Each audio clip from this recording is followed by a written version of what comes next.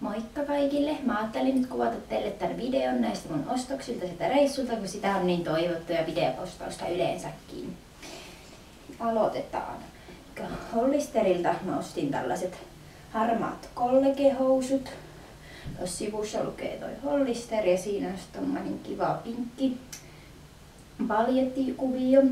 Mä oon vähän, ne on tosi kivat, ne on pehmeät ja muuta, mutta mä oon vähän pettynyt, kun on haaroista nyppääntynyt alle niinku viikon käytössä. Ja kuitenkin euroissa maksoi 50 €, niin mun mielestä ihan tämän hintaiset sais kyllä noin lyhyessä ajassa mennä nyppyseksi. Sitten Hollisterilta ostin myös tämmösen perustrikopaidan. Se on tommonen sininen ja tällainen vaaleanpunainen kiva tuosta kuvioa tässä eessä. Sitten, mä ostin ihan vaan perusmustat lapaset kun tarttin.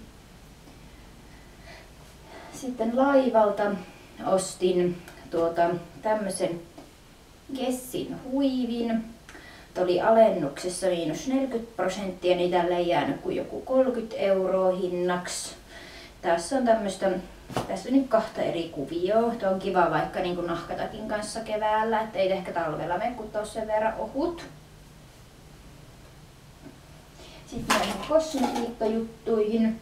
Ostin tämmösen minipurkin Elisabeth Ardenin tämmöistä 8 Hour Cream. Sitä voidetta. Tätä on kehuttu niin paljon joka paikassa, niin halusin kokeilla. Tämä oli vaan tämmönen pikkupurkki ja halvalla sain, niin ostin.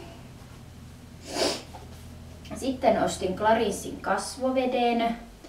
Mulla on kasvovesi, kasvorasva ja kasvojenpesu aina ihan lopussa, niin mä tarvitsin uudet, niin ostin sitä Laivalta, kun sai vähän edullisemmin.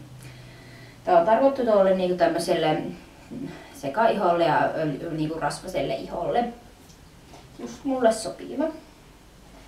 Sitten ostin myös Clarissin tämmöisen kasvojen pesuaineen. Mulla on tästä ollut ennen sitä, joka oli tarkoitettu just sekaiholle ja rasvaselle iholle. Nyt mä otin normaalia sekaiholle tarkoitetun, koska se entinen tuntui, että se kuivatti aika paljon, niin se ei ollut oikein hyvä.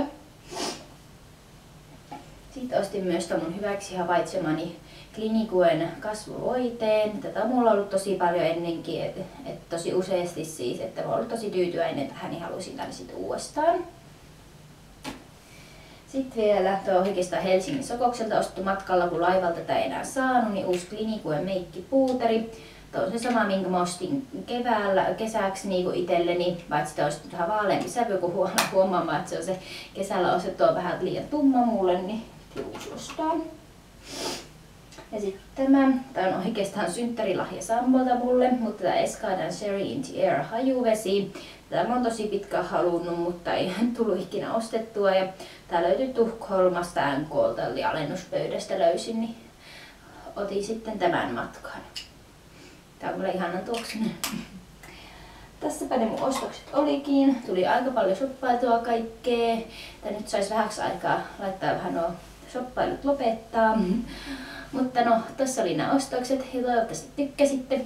Moikka!